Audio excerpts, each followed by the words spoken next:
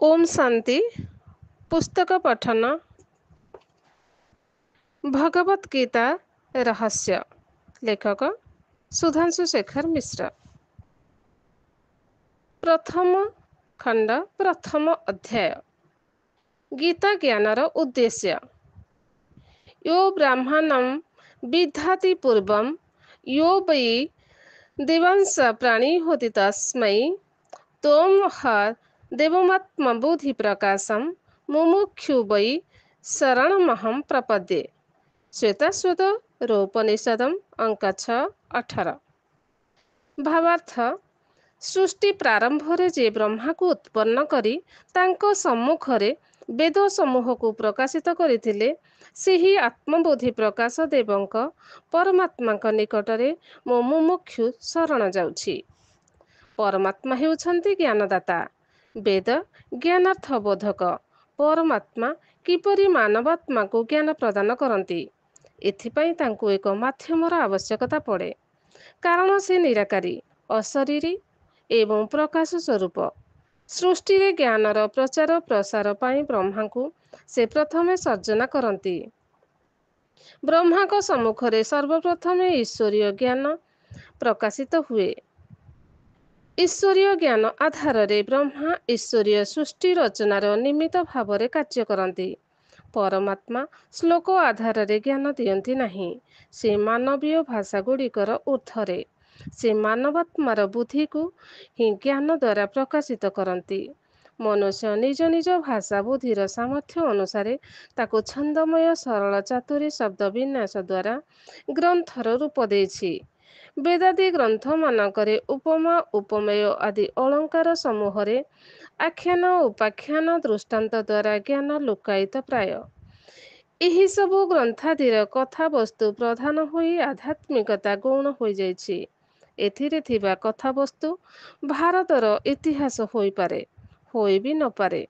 एही कथा वस्तु काल्पनिक भी होई पारे बा सृजनात्मक भी होई पारे। किंतु এই কথা ସତ୍ୟ ଯେ ଆମ ଭାରତୀୟଙ୍କ ମନରେ ଈଶ୍ୱର ବିଶ୍ୱାସ ସୃଷ୍ଟି କରେ।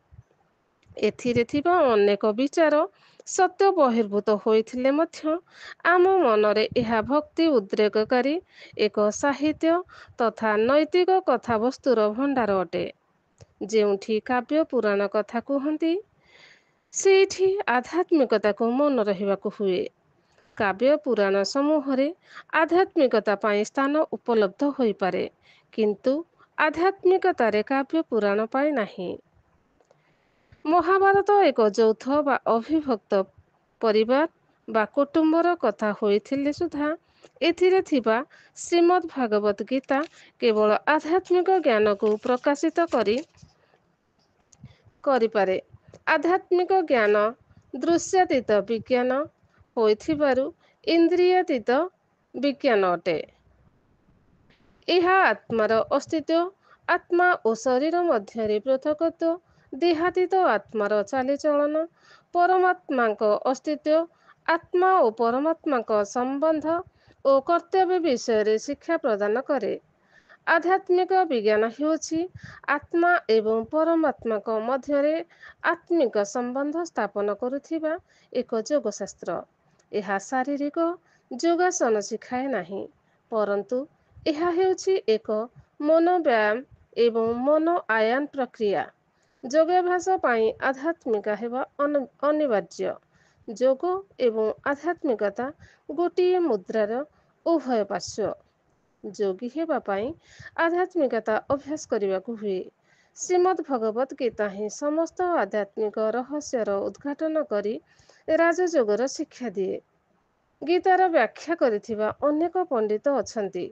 ସେମାନଙ୍କ ମଧ୍ୟରେ ଶ୍ରୀ ଆଦି ଶଙ୍କରାଚାର୍ଯ୍ୟ, ଶ୍ରୀ ରାମାନୁନାଚାର୍ଯ୍ୟ, ଶ୍ରୀ ଭାସ୍କରାଚାର୍ଯ୍ୟ, ଶ୍ରୀ ମାଧବାଚାର୍ଯ୍ୟ, ଶ୍ରୀ ବଲ୍ଲଭାଚାର୍ଯ୍ୟ, ନିମ୍ବକାଚାର୍ଯ୍ୟ, ଲୋକମାନ୍ୟ ତିଲକ, ମହାତ୍ମା ଗାନ୍ଧୀ, ଅରବିନ୍ଦ ଘୋଷ, ଡକ୍ଟର ରାଧାକ୍ରିଷ୍ଣନ, ପଣ୍ଡିତ ଦାମୋଦର ସାବରକର, ବିନୋବା ଭାବେ, ନୀଳକଣ୍ଠ ଦାସ, ଭାଇ ପରମାନନ୍ଦ, ଆର୍ଯ୍ୟମୁନି ପ୍ରମୁଖ। ଗୀତାକୁ କେତେକ ଅଦ୍ୱୈତ କହନ୍ତି ତ କେତେକ ଦ୍ୱୈତ, କିଏ ଜାଣେ। ବିଶିଷ୍ଟ ଦୈତ୍ୟ, ଦ୍ୱୈତାଦୈତ୍ୟ, ଶକ୍ତି ବିଶିଷ୍ଟ ଦୈତ୍ୟ ତଥା ଶିବାଦୈତ୍ୟ ମଧ୍ୟ କୁହନ୍ତି। ଏସବୁ କେବଳ ତତ୍ତ୍ୱଚିନ୍ତନର ମାର୍ଗ। ଏଣୁ କେହି କେହି ଏହାକୁ ଗୋଷ୍ଠୀ ଚିନ୍ତନର ଆଖ୍ୟା ମଧ୍ୟ ଦେଇଛନ୍ତି। ଯେହେତୁ ଗୀତାରେ ସମସ୍ତ ମାର୍ଗର ବ୍ୟକ୍ତିଙ୍କ ପାଇଁ ବଳିଷ୍ଠ ଯୁକ୍ତିମାନ ରହିଛି, ସବୁ ବେଦ ଉପନିଷଦର ସାର ହେଉଛି ଗୀତା। ଏହା ଏକ ଯୋଗଶାସ୍ତ୍ର, ଯାହାର ମୁଖ୍ୟ ଉଦ୍ଦେଶ୍ୟ ହେଉଛି ଦେହ ଓ ଆତ୍ମାର ପୃଥକତ୍ୱ ନିର୍ଣ୍ଣୟ ପୂର୍ବକ ଦେହାଭିମାନଗ୍ରସ୍ତ ମାନବ ଅର୍ଜୁନଗଣଙ୍କୁ ଆତ୍ମିକ ସ୍ଥିତିରେ ସ୍ଥିତ କରାଇ ପରମାତ୍ମାଙ୍କ ଦିବ୍ୟ ସାକ୍ଷାତକାର କରାଇବା। ପରମାତ୍ମାଙ୍କ ସାକ୍ଷାତକାର ଅର୍ଥାତ୍ ସତ୍ୟ ପରିଚୟ ବିନା ସବୁ ବ୍ୟର୍ଥ।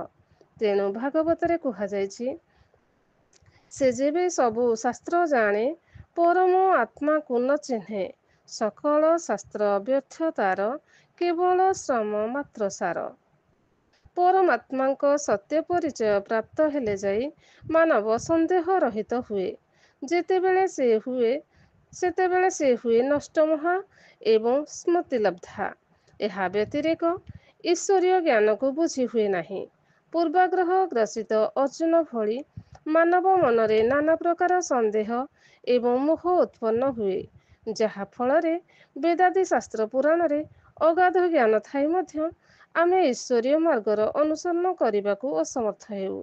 ଅର୍ଜୁନ ପରମାତ୍ମାଙ୍କ ଦିବ୍ୟ ପରିଚୟ ଓ ସାକ୍ଷାତକାର ପାଇବା ପରେ ଈଶ୍ୱରୀୟ ମାର୍ଗରେ ପରିଚାଳିତ ହେବାକୁ ପ୍ରତିଜ୍ଞାବଦ୍ଧ ଓ ଅଙ୍ଗୀକାରବଦ୍ଧ ହେଲେ। ଏକଥା ଗୀତାର ନିମ୍ନ ଶ୍ଲୋକରେ ପରିସ୍ଫୁଟ ହେଉଛି। ନଷ୍ଟମୋହା ସ୍ମୃତିଲବ୍ଧାଂ ତୋପ୍ରସାଦାନୁ ମୟାଚ୍ୟୁତଂ ସ୍ଥିତୋऽସ୍ମି ଗତସନ୍ଦେହ କରିଷ୍ୟେ ବଚନଂ ତବ। ଗୀତାଜ୍ଞାନ ମୋହାଚ୍ଛନ୍ନ ମାନବକୁ ନଷ୍ଟମୋହା କରିଦିଏ। ପୂର୍ବାଗ୍ରହ ମାନକୁ ସନ୍ଦେହ ରହିତ କରିଦିଏ। ଆତ୍ମିକ ଜ୍ଞାନ ପରମାତ୍ମାଙ୍କ ସତ୍ୟ ପରିଚୟ, କର୍ମର ଗୁହ୍ୟଗତି, ସୃଷ୍ଟିର ଆଦି ମଧ୍ୟ ଓ ଅନ୍ତର ରହସ୍ୟ, ପରମାତ୍ମାଙ୍କ ଦିବ୍ୟ ଅବତରଣ ପ୍ରକୃତି ବିଷୟ ବାରମ୍ବାର ଆବାଗମନ ଚକ୍ରରେ ଆସିବା ଦ୍ୱାରା ଆମ୍ଭେମାନେ ବିସ୍ତୃତ ହୋଇଯାଇଥାଉ। ଗୀତାଜ୍ଞାନ ଆମର ଏହି ପୂର୍ବ ସ୍ମୃତିକୁ ଫେରାଇ ଆଣେ। ପରମାତ୍ମା ଏହି ଭୂପୃଷ୍ଠରେ ଅବତରଣ କରି ଯେତେବେଳେ ଆମକୁ ଗୀତା ଜ୍ଞାନ ଶୁଣାନ୍ତି, ଆମର ପୂର୍ବାଗ୍ରହ ପ୍ରଥମେ ଆମ ମନରେ ସଂଶୟ ଉତ୍ପନ୍ନ କରାଏ। ଅର୍ଜୁନ ଭଳି ଆମେ ବେଦ ଉପନିଷଦର ଦୃଷ୍ଟାନ୍ତ ଦେଇ ପରମାତ୍ମାଙ୍କ କଥନକୁ ଖଣ୍ଡନ କରିବାକୁ ଉଦ୍ୟମ କରୁ। ଯେଉଁ ପରମାତ୍ମା ଜ୍ଞାନର ସାଗର, ଯାହାର ସାମାନ୍ୟ କୃପାଦୃଷ୍ଟି ପ୍ରାପ୍ତ ହୋଇ ମନୁଷ୍ୟ ବେଦାଦି ରଚନା କରେ, ତାଙ୍କୁ ଆମ ଭଳି ଆତ୍ମବିସ୍ତୃତ ବ୍ୟକ୍ତି ପାଣ୍ଡିତ୍ୟ ପ୍ରଦର୍ଶନ କରିବା କେତେ ହାସ୍ୟାସ୍ପଦ କଥା। କିନ୍ତୁ ପରମାତ୍ମା ସର୍ବଜ୍ଞ, ପରମ କୃପାଳୁ କରୁଣା ନିଧାନ। ସେ ଆମର ଧୃଷ୍ଟତାକୁ କ୍ଷମା କରନ୍ତି ଓ ଆମକୁ ଶିଷ୍ୟ ରୂପେ ଗ୍ରହଣ କରି ଜ୍ଞାନଚକ୍ଷୁ ପ୍ରଦାନ କରନ୍ତି, ଯାହାଦ୍ୱାରା ବିଦ୍ୟା ଅବିଦ୍ୟାର ପ୍ରଭେଦକୁ ଉପଲବ୍ଧି କରି ଅବିଦ୍ୟାକୁ ତ୍ୟାଗ କରୁ ଓ ସୃଷ୍ଟି ରହସ୍ୟକୁ ଭେଦ କରି ମନୁଷ୍ୟ ଜନ୍ମକୁ ସାର୍ଥକ କରିଥାଉ। କ୍ରମଶଃ ଓମ୍ ଶାନ୍ତି।